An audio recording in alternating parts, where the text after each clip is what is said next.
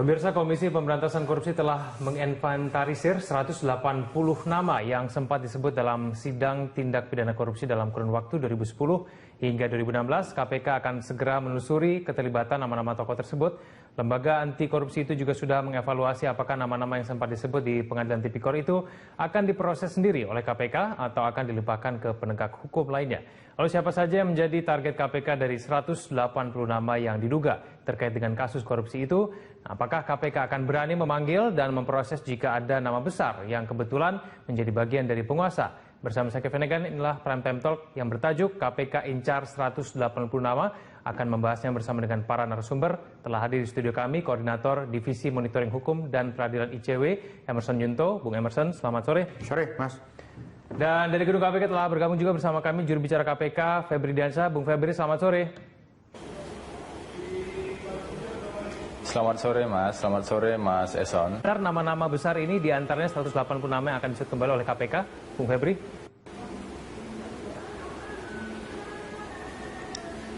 Pertama kami perlu sampaikan bahwa 180 nama yang disebutkan pada tanggal 9 Januari kemarin oleh pimpinan itu adalah nama-nama yang masuk dalam list beberapa perkara yang sudah disidangkan. Memang dalam persidangan kasus-kasus tersebut kita menggunakan pasal 55, pasal di sana ada pihak yang ikut serta atau ikut melakukan juga, dan kita akan sudah lakukan listing terhadap nama-nama tersebut. Tentu masih perlu kita pelajari lebih lanjut mana saja yang porsinya memang bisa ditingkatkan pada tahap penyidikan dan mana saja yang lebih berposisi sebagai saksi dalam kasus-kasus tersebut. Kami tidak umumkan 180 nama itu dan kami juga tidak bisa konfirmasi benar atau tidak 15 nama yang disebutkan tadi adalah bagian dari 180 nama yang sempat disebutkan oleh pimpinan KPK. Tapi saya kira informasi publik sudah tersampaikan pada saat proses persidangan terjadi, sehingga masyarakat bisa melihat siapa saja pihak yang ikut serta atau bersama-sama dengan terdakwa kasus korupsi yang sudah ditangani.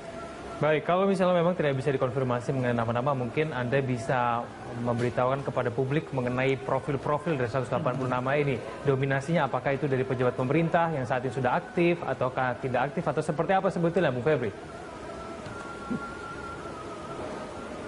Ya, tentu saja ada penyelenggara negara, ada pihak swasta, ataupun pihak-pihak lain yang memang diduga bersama-sama dengan terdakwa yang sudah diproses di Pengadilan Tindak Pidana Korupsi. Dan memang perlu dibedakan antara perkara yang sedang dalam proses penyidikan saat ini, seperti kasus IKTP, kita masih proses penyidikan.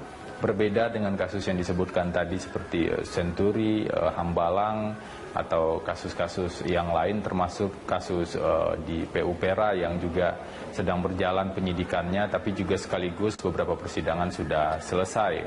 Termasuk juga kasus di Kementerian Transmigrasi dan Tenaga Kerja. Nah, ini yang memang perlu kami dalami lebih lanjut. Kami tidak ingin mengumumkan sesuatu yang masih belum didalami lebih lanjut. Baik, saya ke Bung Eson. Apakah ini berarti ada harapan bahwa kasus-kasus yang mungkin sudah tidak terdengar lagi kabarnya ini bisa kembali mengemuka? Ya, satu hal harus dikasih apresiasi KPK ya. Tadi selain dia menyampaikan soal paparan kinerja 2016, dia juga bilang proyeksi 2017 gitu ya. Tadi disebut Febri ada 180 nama. Nah, ini juga kritik kita ke KPK sebelum atau di akhir-akhir di Desember 2016 kita menyatakan bahwa kita agak khawatir KPK itu tangani baru, mengesampingkan atau melupakan kasus-kasus yang lama. Karena tadi penyampaian KPK menarik, dia ada sekitar belasan kasus yang OTT gitu ya. Padahal kalau kita telisik kembali sebenarnya ini ada kasus-kasus lama. tapi ente belum kerjain atau ente belum selesaiin. Nah, itu yang sebenarnya kita mengingatkan kepada KPK. Nah, syukur tadi Febri sudah sampaikan ada sekitar mungkin 180 nama yang dibidik atau yang mungkin disebut-sebut gitu ya dalam proses persidangan atau putusan hakim yang menyatakan bahwa dia terlibat bersama-sama. Dan memang di catatan ICW misalnya di 2016 lalu paling tidak dari pantauan kita 13 tahun KPK 13 kasus yang kita nganggap itu belum tuntas gitu ya. Pas 13 gitu ya? Iya, sebenarnya sih bisa dibanyakin lagi tergantung ini. Tapi paling tidak ada beberapa kasus yang disebut-sebut SKK Migas, itu menarik. Saya ambil contoh SKK Migas.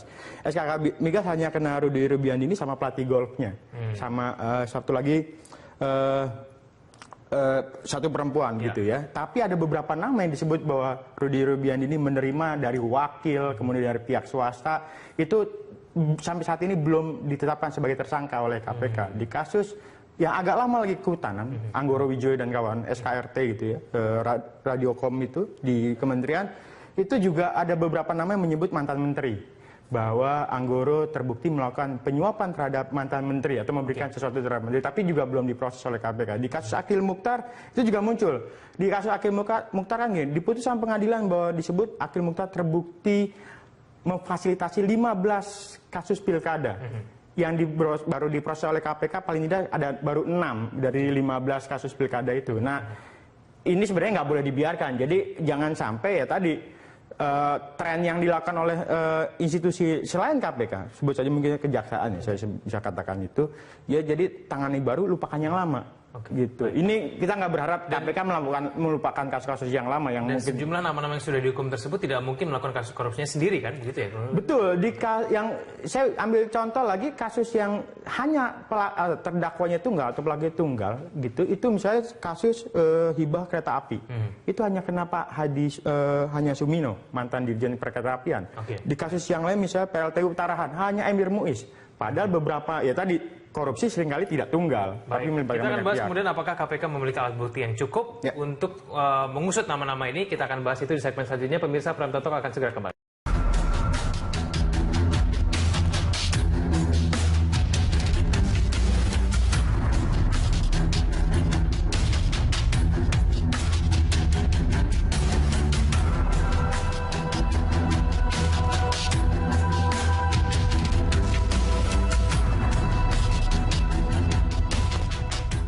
Pemirsa, kembali lagi bersama kami di Prime Time Talk. Saya akan kembali kepada Bung Febri di KPK. Bung Febri, saya ingin tahu dari 180 nama ini sebetulnya asal nama-nama ini dari mana? Apakah hanya dari penyebutan nama di sidang tipikor saja, ataukah memang nama-nama ini sudah paling tidak ada pengolahan di KPK sehingga betul-betul ada dugaan bahwa memang nama-nama ini betul-betul terlibat dalam dugaan korupsi? Bung Febri.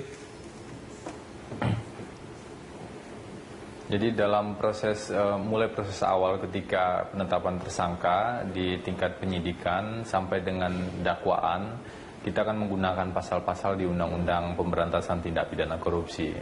Selain itu ada yang menggunakan juga pasal-pasal penyertaan, yaitu pasal 55. Nah, itu dengan pemahaman bahwa sebuah tindak pidana korupsi dilakukan tidak hanya oleh satu orang saja atau dilakukan oleh beberapa orang yang bekerja sama. Di sana penuntut umum akan menyebutkan nama-nama pihak tersebut dan perannya apa saja. Nah, itulah yang kemudian kita list, kita masukkan di dalam daftar. Tadi benar apa yang disampaikan bahwa KPK harus dilihat sebagai sebuah lembaga, bukan hanya sebagai dilihat dalam kapasitas orang-orang yang terpilih misalnya sebagai pemimpin, sebagai pimpinan KPK atau jabatan-jabatan yang lain. Karena itu penanganan kasus-kasus di tahun-tahun sebelumnya tetaplah kami pandang sebagai PR yang harus dikerjakan oleh KPK.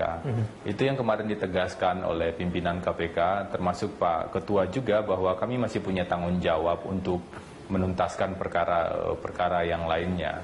Salah satu proses penuntasan yang juga kita lakukan untuk perkara yang terkait dengan perkara sebelumnya adalah kemarin kami melakukan pelimpahan tahap kedua, artinya akan semakin dekat untuk proses pelimpahan ke pengadilan terhadap mantan Menteri Kesehatan.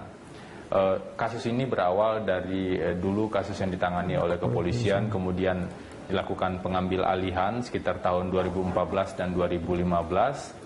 Kemudian kita kembangkan dan akhirnya ada 2 sprindik untuk mantan Menteri Kesehatan ini. Itu adalah salah satu contoh kita masih menindaklanjuti kasus-kasus yang lama. Dan tentu saja ada banyak kasus lagi yang juga sedang proses pematangan KPK. Baik Bu Febri, kalau misalnya memang sebetulnya nama-nama ini sudah ada di KPK sejak lama begitu, sebetulnya kendala KPK untuk mengusut tuntas dalam sebuah kasus korupsi, mungkin sudah kita sempat bahas tadi dengan Bung Eson bahwa tidak mungkin kasus korupsi dilakukan sendirian begitu ya, ada beberapa nama. Ini kesulitan apa kemudian yang terjadi pada KPK sehingga tidak mampu mengusut orang-orang ini? Pengusutan masih terus berjalan, namun memang ada penanganan perkara yang terlihat lebih cepat dibanding yang lainnya, terutama ketika kita melakukan operasi tangkap tangan. Operasi tangkap tangan memang kita punya waktu, misalnya menetapkan status tersangka itu paling lama 24 jam. Itu bisa dilihat dan langsung diupdate oleh publik. Kemudian dilakukan penahanan, ada batas waktu masa penahanan.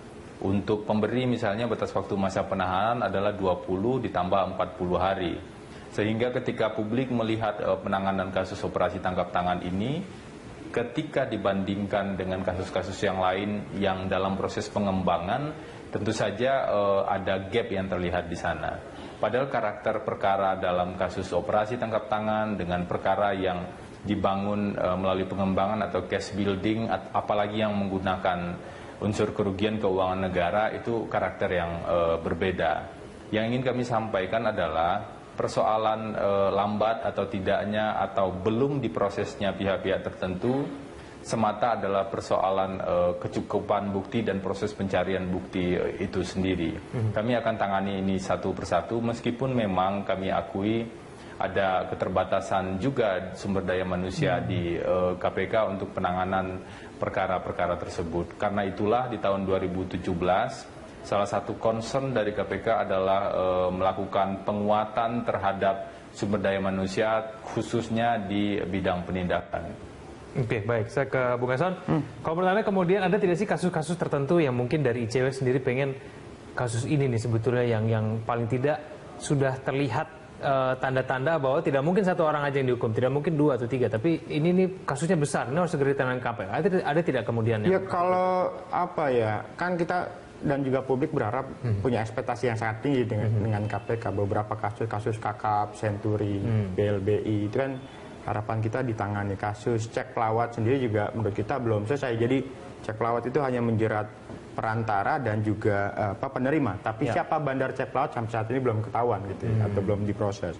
Di luar tadi beberapa kasus yang mungkin di luar, saya tidak tahu apakah 180 bagian atau tidak, misalnya kasus Hambalang itu ada tersangka yang sudah setahun tetapkan sebagai tersangka tapi juga belum ditahan sampai saat ini. Jadi sebenarnya PR buat KPK banyak betul gitu ya. Jadi di luar aspek penindakan juga tantangan terdepan adalah soal pembenahan di struktur SDM sendiri gitu. Nah, tadi katakan Febri ada kendala yang dialami oleh KPK. Saya bisa memahami bahwa laporan masyarakat yang masuk KPK kan jumlahnya puluhan ribu, ribuan sampai puluhan ribu. Tenaga penyidiknya saya pikir untuk penyidiknya tidak sampai 100 atau sekitar di bawah 200-an. Nah, kebutuhan ini kan harusnya bisa dijawab gitu ya, misalnya lewat proses rekrutmen penyidik di luar mungkin kepolisian atau kejaksaan. Dan saya dapat informasi bahwa di hampir akhir 2016 kan ada tambahan tenaga penyidik dari kepolisian yang diperbantukan. Nah, 2016 ya udah biarin saja, bukan dibiarkan tapi ini jadi bahan refleksi buat KPK, dan kemudian di 2017 tapi startnya gasnya lebih kencang lagi tuh. Di luar tadi beberapa nama misalnya. Kalau saya coba membagi beberapa komposisi, aktornya itu ada beberapa DPR, mantan menteri, orang di kementerian atau birokrat, swasta, maupun juga jangan lupa korporasi atau perusahaan korporasi. Nah, di 2016 akhir, itu kan keluar peraturan Mahkamah Agung soal upaya menjerat korporasi atau perusahaan, kalau bahasa yang agak lebih mudah ya. Nah, harusnya KPK agak lebih maju di 2017. Tidak hanya menjerat pelaku-pelaku yang mungkin ketinggalan, tapi korporasi yang menjadi bagian dari proses korupsi itu sendiri itu bisa diproses. Ada beberapa nama yang saya mungkin bisa sampaikan, korporasi atau perusahaan menyuap tapi belum diproses gitu. Mampukah kemudian publik bisa betul-betul percaya bahwa kasus-kasus yang mungkin sedikit ditinggalkan dalam tanda kutip ya, paling tidak ini betul-betul bisa terungkap nantinya? Ini kan sudah lampau, ini kan penemuan alat bukti juga kan pasti kan lebih sulit lagi. Iya, jangankan itu di awal bekerjanya KPK jilid keempat, pimpinan yang sekarang yang 5 ini publik meragukan, bahkan ICW pun juga awalnya meragukan, tapi lambat laun kita melihat loh memang ada plus ada minusnya, proses berjalan dan kemudian kita lihat memang ada keseriusan, walaupun ya di 2016 tadi kritik kita tadi ente nampaknya hanya mengejar kuantitas tapi melupakan kualitas karena kasus-kasus banyak kasus lama yang belum diproses. Tapi tadi sudah disampaikan oleh Febri dan penyampaian oleh KPK bahwa dia sendiri menargetkan 100 paling tidak 180 nama kasus-kasus lama gitu aja yang tertinggal gitu, yang itu juga penting untuk diselesaikan. Tapi Anda sepakat nggak kalau misalnya publik memang tampaknya melihat kalau ada OTT ini pasti follow up-nya lebih cepat dibandingkan dengan yang nama-nama ini? Nah, memang konsekuensinya begitu. Ketika ada proses OTT, sumber daya di KPK-nya kelihatannya akan banyak fokus di sini. Karena kalau nanganin lambat ya tadi nih prosesnya kan nggak mungkin OTT kemudian dilepas. Dalam sejarah KPK OTT itu ketika ditahan jarang sekali yang dilepas. Karena lewat waktu penahanan misalnya. Nah ini yang harus disegerakan. Gitu. Oke, baik, kita akan lanjutkan dialog kita di segmen selanjutnya. Pemirsa, Prantau Talk akan segera kembali.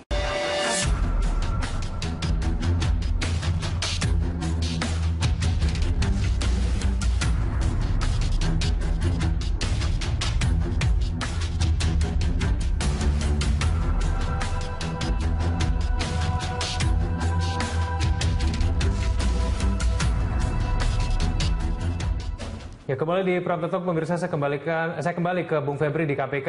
Bung Febri, lalu kalau misalnya memang KPK memiliki keterbatasan tenaga begitu untuk mengusut 180 nama ini, strategi ke depan oleh KPK ini akan dilakukan seperti apa? Mengingat publik sudah menunggu-nunggu dan bahkan mungkin menagih utang KPK ini. Ya, memang tentu saja harapan cukup banyak. Kami sadar sekali soal itu. Dan kami akan terus bekerja secara maksimal.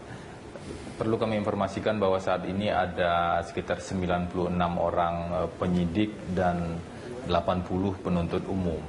Jadi untuk penanganan perkara-perkara, terutama penanganan perkara operasi tangkap tangan memang dibutuhkan kerja yang cepat. Tapi kita akan terus tingkatkan efisiensi dan efektivitas dalam penanganan perkara.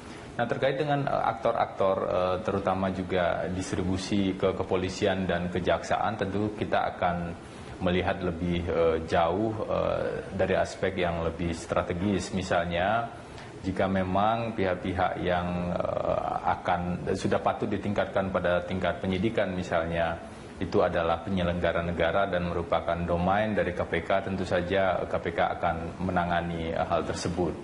Meskipun memang dibutuhkan pemeriksaan-pemeriksaan yang lebih lanjut, dan selain itu ketika kita menggunakan pasal 2 atau pasal 3, salah satu hal yang membuat kita butuh waktu lebih adalah soal perhitungan kerugian keuangan negara. Tapi seharusnya ini sudah selesai kalau perkara tersebut sudah masuk ke persidangan dan sudah pernah dihitung baik oleh BPK ataupun oleh BPKP. Kami terus akan tangani perkara-perkara yang ada ini tentu saja. Di tahun 2017 kita berharap kita bisa lebih efektif.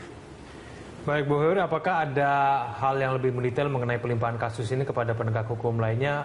Mungkin dari segi jumlah, berapa kasus yang mungkin diserahkan kepada Kejaksaan Agung? Apakah ada juga yang diserahkan kepada Polri? Lalu kemudian apakah nantinya KPK akan tetap melakukan supervisi atau seperti apa nanti teknisnya, Bung Febri? Ya, KPK punya tugas koordinasi dan supervisi di pasal 6 Undang-Undang 30 tahun 2002. Nah, tentu saja kalau ada pelimpahan kita akan supervisi dan kawal proses penanganan tersebut, apakah itu di kepolisian ataupun di kejaksaan. pasti tidak akan kita lepaskan seperti itu saja. Koordinasi dengan penegak hukum lain seperti kepolisian dan kejaksaan sejauh ini cukup bagus kita lakukan terkait dengan pelimpahan-pelimpahan ataupun jika ada hambatan di kepolisian dan kejaksaan dalam penanganan perkara. Saya ingin juga sampaikan terkait dengan operasi tangkap tangan dan jumlah. Memang kita perlu sepakati dulu terkait dengan indikator besar atau kecilnya sebuah perkara. Salah satu contoh ketika perkara yang ditangani adalah perkara di daerah, dari perspektif Jakarta kita akan melihat mungkin saja perkara itu kecil kalau dilihat dari sudut pandang Jakarta. Tapi dilihat dari perspektif korban di daerah, apalagi daerah-daerah yang setelah sekian lama didera oleh korupsi oleh kepala daerahnya, apalagi di daerah-daerah dengan dinasti politik yang sangat mencengkram, maka proses hukum yang dilakukan terhadap kepala daerah tersebut tentu efeknya bisa dirasakan langsung oleh masyarakat. Nah, KPK memang berada pada dua sisi cara pandang tersebut. Di satu sisi ada harapan kita mau berpusat misalnya di Jakarta, tapi banyak sekali harapan KPK untuk hadir di daerah. Karena itu dalam operasi tangkap tangan, dari 17 operasi tangkap tangan yang dilakukan, ada 5 kepala daerah yang kita tangani dan sebagian diyakini itu terkait dengan fenomena dinasti politik di daerah tersebut misalnya. Oke, baik. Saya ke Bung Eson. Bung Eson, 96 penyidik, 80 penuntut umum. Menurut ICW ini bisa dipahami kenapa kemudian akhirnya KPK mungkin saja nanti akan melimpahkan kasus ini kepada penegak hukum lainnya. Iya, saya bisa. Ini sebenarnya persoalan klasik KPK dari dulu ya. Jadi beberapa kasus tidak tuntas atau misalnya terhambat gitu, tidak terselesaikan karena salah satu faktornya ada keterbatasan penyidik. Lagi-lagi tadi jumlahnya itu, jumlah laporan yang masuk itu deras betul. Ya. Harapan publik KPK lebih tinggi daripada dua institusi penegak hukum yang lain, kejaksaan dan kepolisian, tapi lagi-lagi mereka punya keterbatasan. Nah, beberapa orang suka bilang begini, KPK tuh lebih senang OTT daripada bicara soal pengembangan kasus. Jadi pengembangan kasus maksudnya ada kasus baru, harus telaah lagi, investigasi lagi, lama gitu. Tapi kalau OTT, ketika dapat barangnya atau dapat orangnya, prosesnya begitu cepat. Nah, ini sebenarnya tantangan yang harus dihadapi oleh KPK. Jadi memang tidak bisa menunggu atau berpasrah begitu saja. Dorongan-dorongan dulu waktu itu adalah soal penambahan jumlah penyidik gitu ya, atau misalnya terobosan melakukan rekrutmen penyidik sendiri di luar polisi jaksa, itu jadi satu kebutuhan. Walaupun kayak diam-diam gitu KPK sebenarnya sudah rekrut penyidik sendiri dari tanda kutip di luar polisi dan jaksa. Tapi kebutuhannya nggak imbang. 96 menangani ratusan kasus, kok kayak satu kasus ditangani oleh satu orang menangani berapa kasus. Oke, gitu. Tapi kemudian lebih baik KPK terus menambah jumlah penyidik. Apakah memang urgensi untuk melimpahkan kasus ini 180 nama ini sudah sedemikian tinggi supaya harus cepat-cepat dilimpahkan supaya diusut? Ya, satu hal nggak boleh dilupakan kasus yang lama. Kemudian jangan biarkan koruptor itu melenggang keluar tanpa misalnya dia punya beban yang harusnya dipertanggungjawabkan. Nah, saya sendiri punya kepercayaan bahwa lagi-lagi KPK punya ketentuan tidak semua kasus bisa ditangani oleh KPK.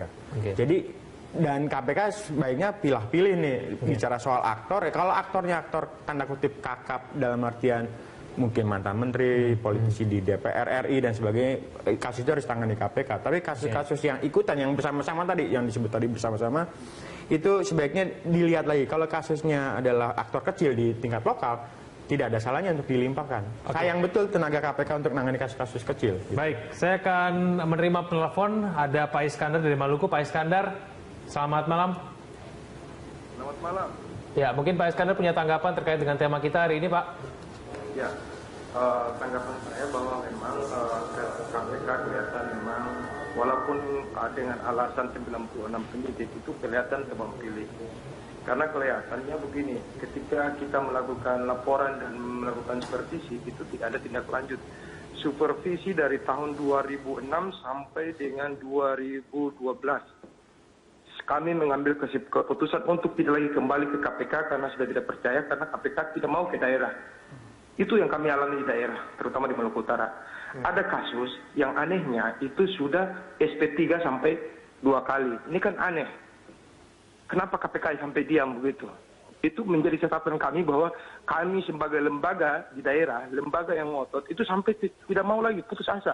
Ngapain kami harus ke Jakarta, buang-buang energi, buang-buang stamina kita berteriak. Masyarakat kita sudah muak dengan ketidakpercayaan. Karena kita melihat bahwa KPK ada Bang Pilih. Pak Febri juga tahu mungkin Pak ini, kita juga sampai sudah ke ICW bahwa semua untuk memberikan dukungan. Tapi tidak ada dari tahun 2005, 2006 sampai saat ini. Kasus SP3 2 kali. Untuk itu kami pikir bahwa KPK jangan melihat bahwa nilainya berapa, tetapi ada itikad. Orang berubah pola pikir, itu yang paling penting. Baik, ada itikad baik untuk orang tidak melakukan. Baik, terima kasih. Ya. Kami sudah menerima poinnya Pak Iskandar. Terima kasih. Menelpon langsung dari Maluku. Saya langsung kepada Bung Febri di KPK. Bung Febri, ada sejumlah kasus mungkin yang dipertanyakan oleh publik. Contohnya dari tadi ada Pak Iskandar dari Maluku. Mungkin Anda ingin memberikan tanggapan. Silakan. Ya, di tahun 2016 ini sebenarnya kita melakukan 99 penyidikan ya, baik yang dari proses tahun sebelumnya ataupun yang baru saat ini. 99 ini termasuk 17 yang operasi tangkap tangan. Jadi tidak sepenuhnya benar kalau dikatakan KPK hanya melakukan operasi tangkap tangan. Jadi kita bisa bandingkan juga 99 penyidikan dengan 96 orang penyidik. Tapi kami tidak ingin gunakan itu sebagai excuse, kita akan bekerja terus. Terkait dengan korupsi di daerah, di tahun ini kita menangani sekitar 11 kepala daerah. Sebagian dari operasi tangkap tangan dari 5 orang dan sisanya dari pembangunan perkara sebenarnya. Jadi kita juga melakukan itu meskipun butuh waktu tentu saja. Nah, terkait dengan kasus-kasus di daerah lain yang sudah di SP3 atau ditangani oleh penegak hukum lain, tentu mekanismenya bukan mekanisme penanganan perkara seperti yang ditangani KPK secara mandiri. Ada proses koordinasi lain yang juga harus dilakukan. Jadi KPK sebenarnya justru lebih banyak hadir di daerah di tahun ini dengan tidak melupakan beberapa perkara-perkara yang besar, baik dalam case building ataupun operasi tangkap tangan.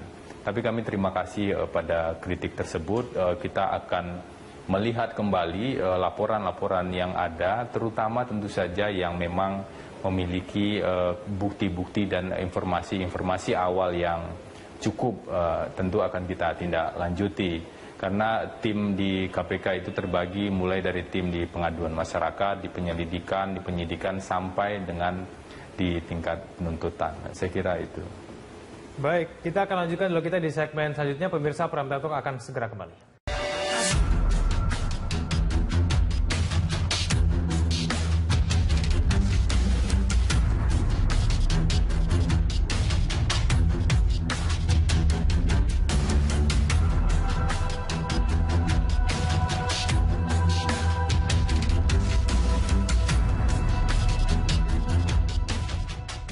Pemirsa, kembali kita lanjutkan dialog kita sudah sampai di segmen terakhir. Saya ke Bung Eson dulu. Bung Eson, sebetulnya untuk bagi publik sendiri, untuk menilai dan juga bagi KPK untuk menilai bahwa sebuah kasus ini besar atau kecil, dihitungnya dari mana sih sebetulnya, Komandan? Ya, kalau bicara misalnya dari aspek jumlah kerugian negara, kemudian aktornya, betul memang kalau seperti disampaikan Febri, ini debatable nih kalau bicara soal aktor di daerah, kecil gede. Dari perspektif kita, ya itu kan harusnya kasus tangani oleh kejaksaan tinggi atau Polda di daerah, bukan tangani KPK. Tapi beberapa orang kan suka kecewa dengan institusi penegak hukum di tingkat lokal, makanya laporannya langsung ke KPK. Nah, di luar itu ya apa ya, banyak lagi-lagi ekspektasi publik kepada KPK lebih tinggi daripada kejaksaan dan polisi. Kalau misalnya 180 nama nanti akhirnya kemudian dilimpahkan begitu ya kepada penegak hukum lainnya, mampukah kemudian publik percaya betul bahwa kasus-kasus ini akan betul-betul ditangani begitu dengan baik dan bahkan mungkin bisa menemukan bukti baru gitu? Ya, paling tidak begini, ketika kasus, saya yakin bahwa KPK nggak akan mungkin menangani 180 nama ini secara langsung. Ya. Ada proses pembagian, kayak pelimpahan beberapa kasus-kasus yang mungkin dilihat lagi soal kapasitas aktornya. Nah, cuma pesan saya kepada KPK bahwa ketika ada proses pelimpahan itu nggak bisa dibiarkan begitu saja. Takutnya nanti tiba-tiba di SP3 atau kasusnya dibuat main, dilemahkan dakwaannya di proses penuntutan misalnya gitu. Nah, konteks koordinasi supervisi ini harus ditingkatkan. Limpahkan boleh, tapi jangan ditinggalkan. Tapi harus ada mekanisme supervisi. Kalau dia nggak serius, atau main-main, atau ada korupsi dalam penanganan perkara korupsi, KPA bisa ambil alih tuh. Dan itu terjadi di beberapa kasus ya. Oke, baik. Saya ke Bung Febri. Bung Febri, kalau misalnya tadi memang sudah Anda jamin begitu, pasti KPK akan melakukan supervisi. Mampukah kemudian KPK akan mengambil kembali kasus tersebut kalau misalnya KPK menilai bahwa kasusnya tidak ditangani dengan baik, Bung Febri?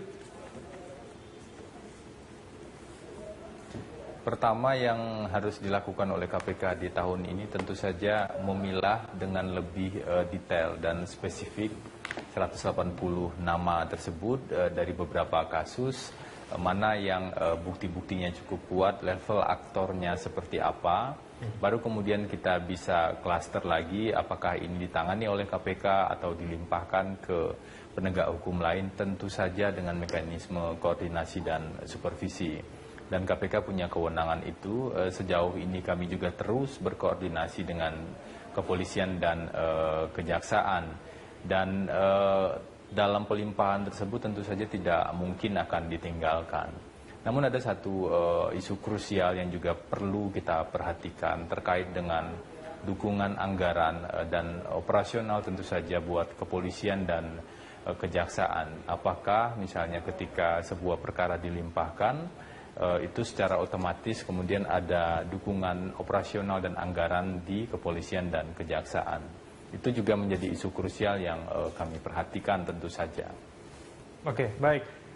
Sebelum kita menutup dialog, saya ke Bung Eson dulu. Mungkin harapan Anda terkait dengan pengusutan dari 180 nama ini akan seperti apa, supaya betul-betul publik yakin bahwa ini betul-betul akan diusut, dan kemudian alat bukti baru akan ditemukan, meskipun sudah lampau gitu, sudah begitu lama.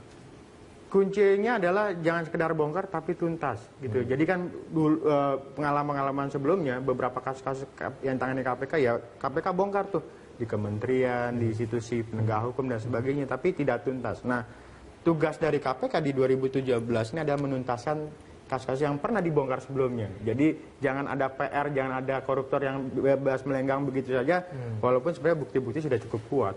Oke, baik Bung Eson, terima kasih telah hadir sama kami di Prime Time Talk. Bang Febri, terima kasih telah bergabung sama kami melalui KPK. Terima kasih, selamat malam. Dan pemirsa, saat lagi Anda dapat menyimak Connect 360. Demikianlah Prime Time Talk kali ini. Anda dapat memberikan informasi dan saran kepada kami lewat email di redaksi @berita1.tv atau follow kami via Twitter, Facebook, dan YouTube, serta Instagram. Atas nama seluruh kabar kerja yang bertugas, saya Kevin Egam mengucapkan terima kasih atas perhatian Anda. Sampai jumpa. Juga sedang proses pematang KPK. Baik Bu Febri, kalau misalnya memang sebetulnya nama-nama ini sudah ada di KPK sejak lama begitu, sebetulnya kendala KPK untuk mengusut tuntas dalam sebuah kasus korupsi, mungkin sudah kita sempat bahas tadi dengan Bung Eson bahwa tidak mungkin kasus korupsi dilakukan sendirian begitu ya, ada beberapa nama ini. Kesulitan apa kemudian yang terjadi pada KPK sehingga tidak mampu mengusut orang-orang ini? Pengusutan masih terus berjalan, namun memang ada penanganan perkara yang terlihat lebih cepat dibanding yang lainnya, terutama ketika kita melakukan operasi tangkap tangan. Operasi tangkap tangan memang kita punya waktu, misalnya menetapkan status tersangka itu paling lama 24 jam. Itu bisa dilihat dan langsung diupdate oleh publik. Kemudian dilakukan penahanan, ada batas waktu masa penahanan. Untuk pemberi misalnya batas waktu masa penahanan adalah 20 ditambah 40 hari. Sehingga ketika publik melihat penanganan kasus operasi tangkap tangan ini, ketika dibandingkan dengan kasus-kasus yang lain yang dalam proses pengembangan, tentu saja ada gap yang terlihat di sana. Padahal karakter perkara dalam kasus operasi tangkap tangan dengan perkara yang dibangun melalui pengembangan atau case building, apalagi yang menggunakan unsur kerugian keuangan negara, itu karakter yang berbeda. Yang ingin kami sampaikan adalah persoalan lambat atau tidaknya atau belum diprosesnya pihak-pihak tertentu semata adalah persoalan kecukupan bukti dan proses pencarian bukti itu sendiri. Kami akan tangani ini satu persatu, meskipun memang kami akui ada keterbatasan juga sumber daya manusia di KPK untuk penanganan perkara-perkara tersebut. Karena itulah di tahun 2017 salah satu concern dari KPK adalah melakukan penguatan terhadap sumber daya manusia khususnya di bidang penindakan. Oke, baik. Saya ke Bung Eson. Kalau menurut Anda kemudian ada tidak sih kasus-kasus tertentu yang mungkin dari ICW sendiri pengen kasus ini nih sebetulnya yang paling tidak sudah terlihat tanda-tanda bahwa tidak mungkin satu orang aja yang dihukum, tidak mungkin 2 atau 3, tapi ini nih kasusnya besar, ini harus segera ditangani KPK.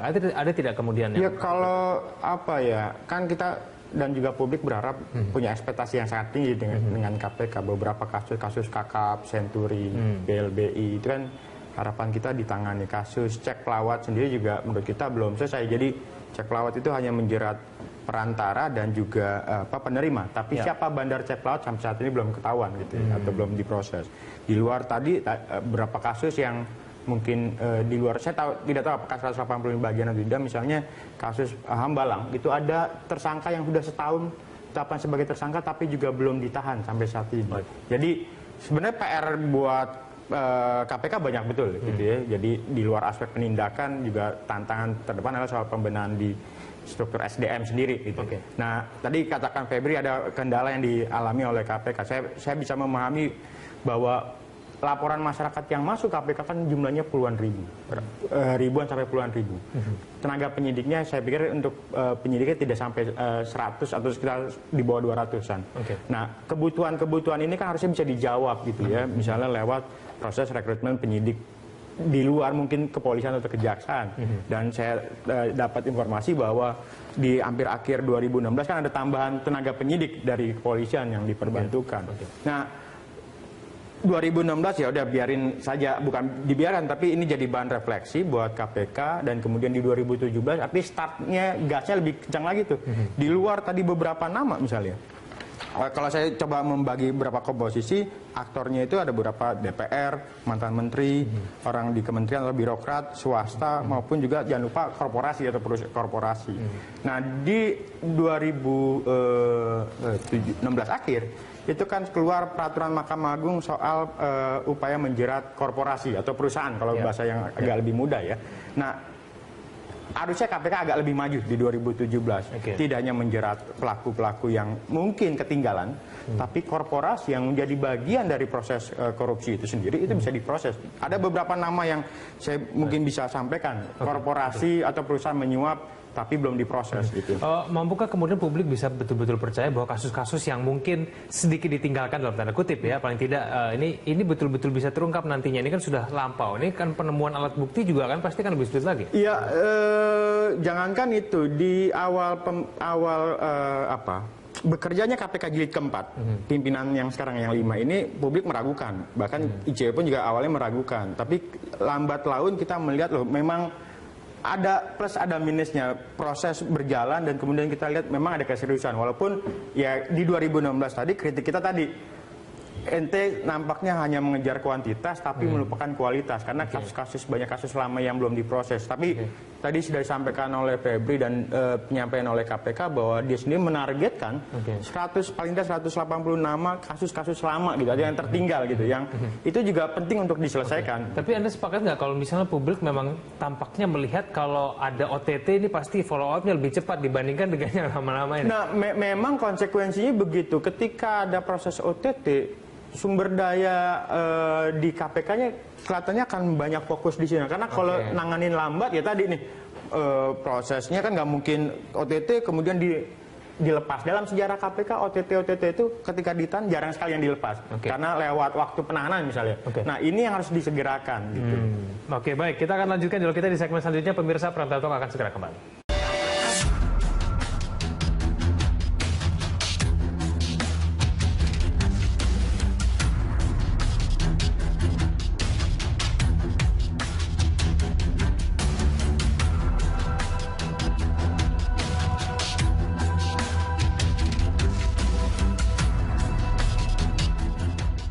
Ya, kembali di Prime Talk, pemirsa, saya kembali ke Bung Febri di KPK.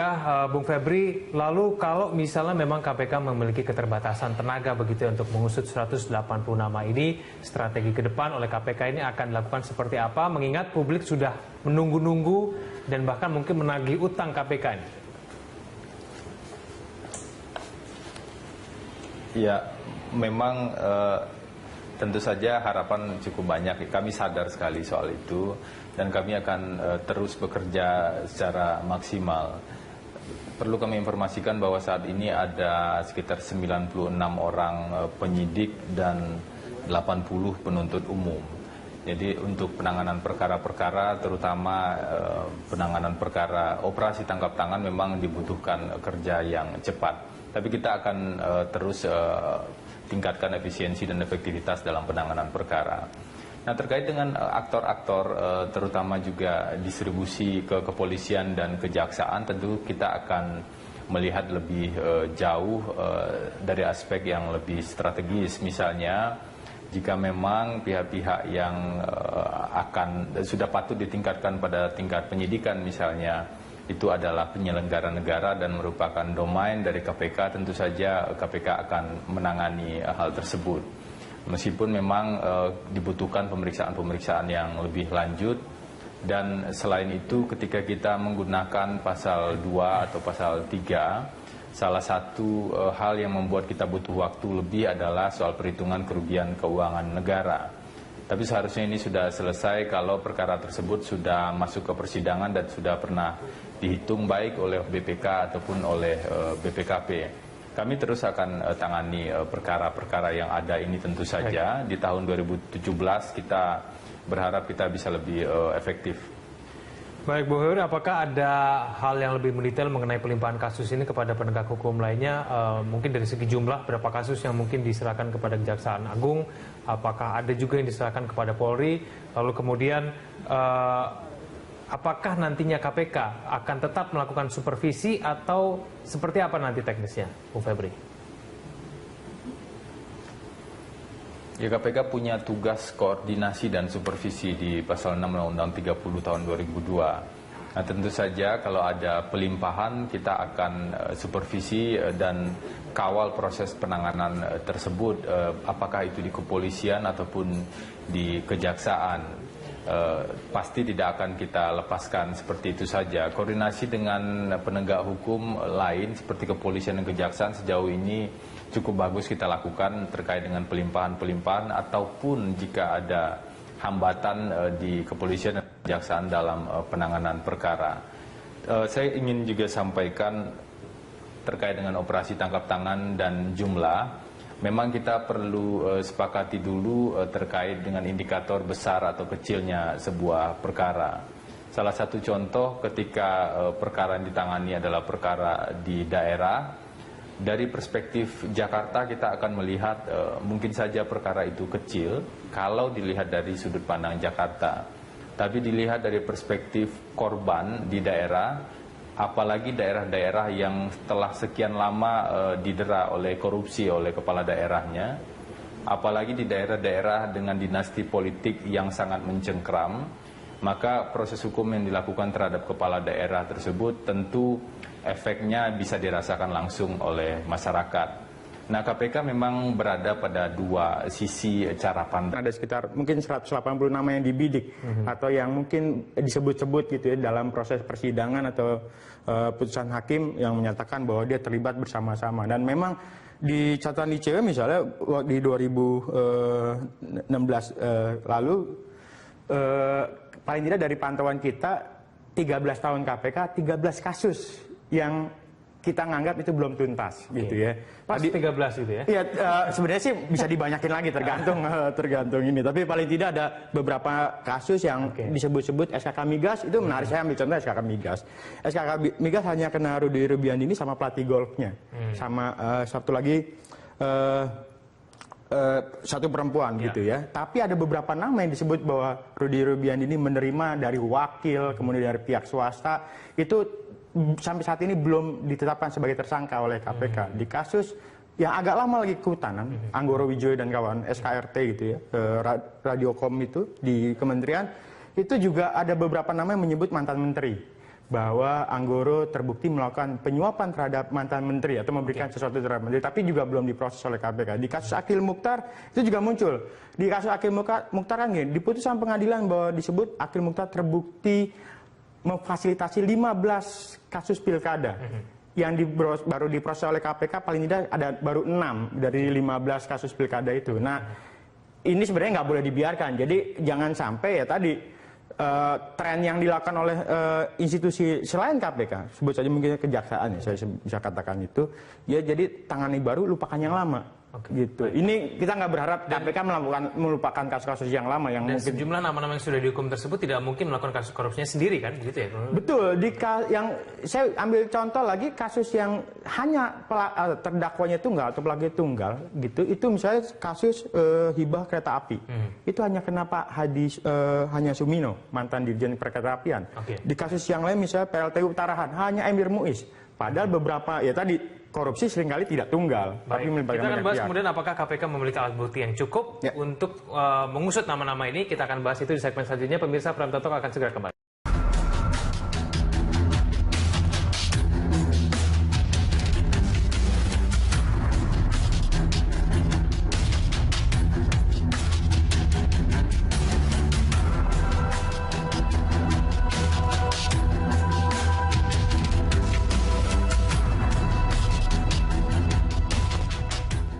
Pemirsa, kembali lagi bersama kami di Prime Time Talk. Saya akan kembali kepada Bung Febri di KPK. Bung Febri, saya ingin tahu dari 180 nama ini sebetulnya asal nama-nama ini dari mana? Apakah hanya dari penyebutan nama di sidang tipikor saja, ataukah memang nama-nama ini sudah paling tidak ada pengolahan di KPK sehingga betul-betul ada dugaan bahwa memang nama-nama ini betul-betul terlibat dalam dugaan korupsi? Bung Febri.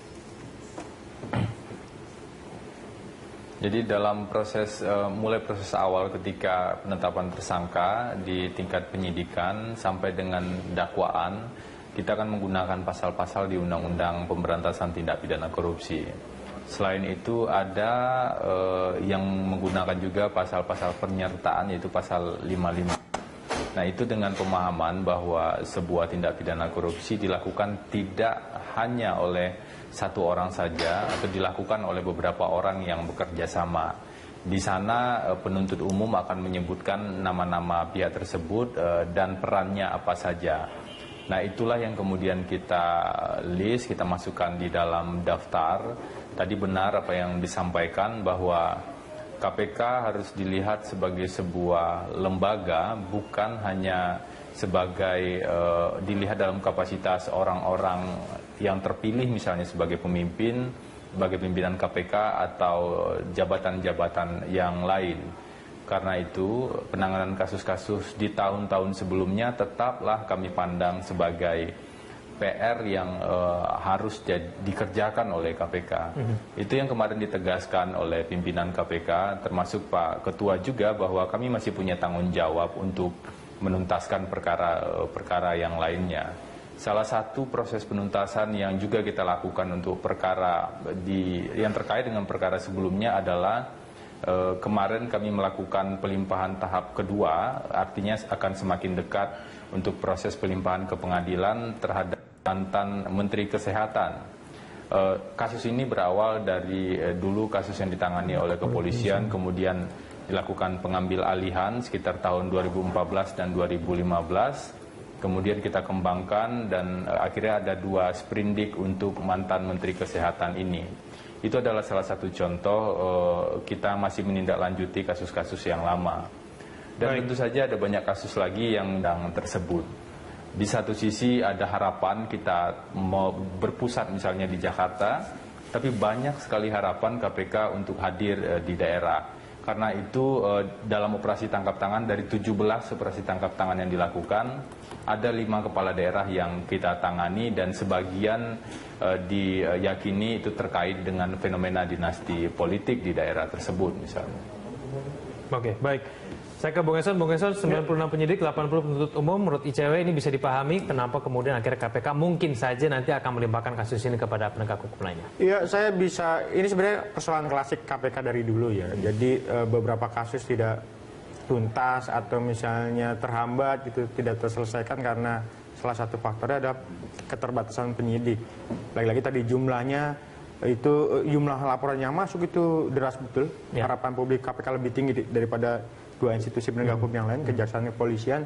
Tapi lagi-lagi mereka punya keterbatasan. Nah, beberapa orang suka bilang begini, KPK tuh lebih senang OTT daripada bicara soal pengembangan kasus. Jadi pengembangan kasus maksudnya ada kasus baru harus telaah lagi, investigasi lagi, lama gitu. Tapi kalau OTT ketika dapat barangnya atau dapat orangnya prosesnya begitu cepat. Nah ini sebenarnya tantangan yang harus dihadapi oleh KPK. Jadi memang tidak bisa menunggu atau berpasrah begitu saja. Dorongan-dorongan dulu waktu itu adalah soal penambahan jumlah penyidik gitu ya, atau misalnya terobosan melakukan rekrutmen penyidik sendiri di luar polisi jaksa, itu jadi satu kebutuhan walaupun kayak diam-diam gitu KPK sebenarnya sudah rekrut penyidik sendiri dari tanda kutip di luar polisi dan jaksa, tapi kebutuhannya nggak imbang. 96 menangani ratusan kasus, kok kayak satu kasus ditangani oleh satu orang menangani berapa kasus. Gitu. Tapi kemudian lebih baik KPK terus menambah jumlah penyidik. Apakah memang urgensi untuk melimpahkan kasus ini 180 nama ini sudah sedemikian tinggi supaya harus cepat-cepat dilimpahkan supaya diusut? Satu hal nggak boleh dilupakan kasus yang lama. Kemudian jangan biarkan koruptor itu melenggang keluar tanpa misalnya dia punya beban yang harusnya dipertanggungjawabkan. Nah, saya sendiri punya kepercayaan bahwa lagi-lagi KPK punya ketentuan tidak semua kasus bisa ditangani oleh KPK.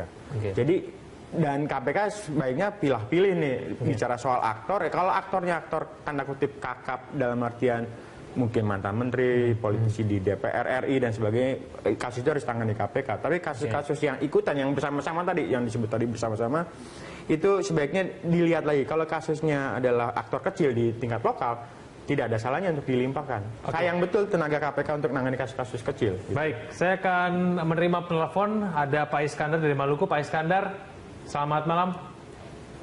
Selamat malam. Ya, mungkin Pak Iskandar punya tanggapan terkait dengan tema kita hari ini, Pak. Ya, tanggapan saya bahwa memang KPK kelihatan memang walaupun dengan alasan 96 penyidik itu kelihatan tebang pilih. Karena kelihatannya begini, ketika kita melakukan laporan dan melakukan supervisi itu tidak ada tindak lanjut. Supervisi dari tahun 2006 sampai dengan 2012. Kami mengambil keputusan untuk tidak lagi kembali ke KPK karena sudah tidak percaya karena KPK tidak mau ke daerah. Itu yang kami alami di daerah, terutama di Maluku Utara. Ada kasus yang anehnya itu sudah SP3 sampai 2 kali. Ini kan aneh. Kenapa KPK sampai diam begitu? Itu menjadi catatan kami bahwa kami sebagai lembaga di daerah, lembaga yang ngotot, itu sampai tidak mau lagi putus asa. Ngapain kami harus ke Jakarta? Buang-buang energi, buang-buang stamina kita berteriak. Masyarakat kita sudah muat dengan ketidakpercayaan. Karena kita melihat bahwa KPK ada pilih. Pak Febri juga tahu mungkin Pak ini kita juga sampai sudah ke ICW bahwa semua untuk memberikan dukungan. Tapi tidak ada dari tahun 2005, 2006 sampai saat ini. Kasus SP3 2 kali. Untuk itu kami pikir bahwa KPK jangan melihat bahwa nilainya berapa. Tetapi ada itikat. Orang berubah pola pikir. Itu yang paling penting. Ada itikat baik untuk orang tidak melakukan. Baik, terima kasih. Kami sudah menerima poinnya Pak Iskandar. Terima kasih. Menelpon langsung dari Maluku. Saya langsung kepada Bung Febri di KPK. Bung Febri, ada sejumlah kasus mungkin yang dipertanyakan oleh publik. Contohnya dari tadi ada Pak Iskandar dari Maluku. Mungkin Anda ingin memberikan tanggapan. Silakan. Ya, di tahun 2016 ini sebenarnya kita melakukan 99 penyidikan ya. Baik yang dari proses tahun sebelumnya ataupun yang baru saat ini. 99 ini termasuk 17 yang operasi tangkap tangan. Jadi tidak sepenuhnya benar kalau dikatakan KPK hanya melakukan operasi tangkap tangan. Jadi kita bisa bandingkan juga 99 penyidikan dengan 96 orang penyidik. Tapi kami tidak ingin gunakan itu sebagai excuse. Kita akan bekerja.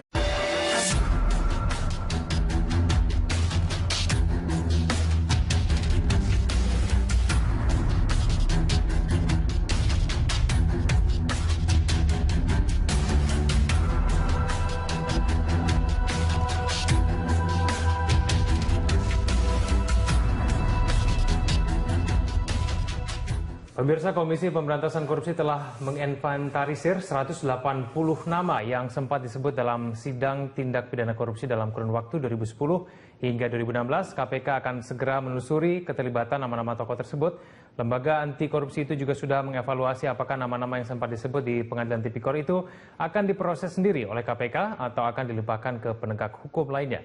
Lalu siapa saja yang menjadi target KPK dari 180 nama yang diduga terkait dengan kasus korupsi itu? Apakah KPK akan berani memanggil dan memproses jika ada nama besar yang kebetulan menjadi bagian dari penguasa? Bersama saya Kevin Egan, inilah Prime Time Talk yang bertajuk KPK Incar 180 nama. Akan membahasnya bersama dengan para narasumber. Telah hadir di studio kami, Koordinator Divisi Monitoring Hukum dan Peradilan ICW, Emerson Yunto. Bung Emerson, selamat sore. Sore, Mas. Dan dari gedung KPK telah bergabung juga bersama kami juru bicara KPK, Febri Diansyah. Bung Febri, selamat sore.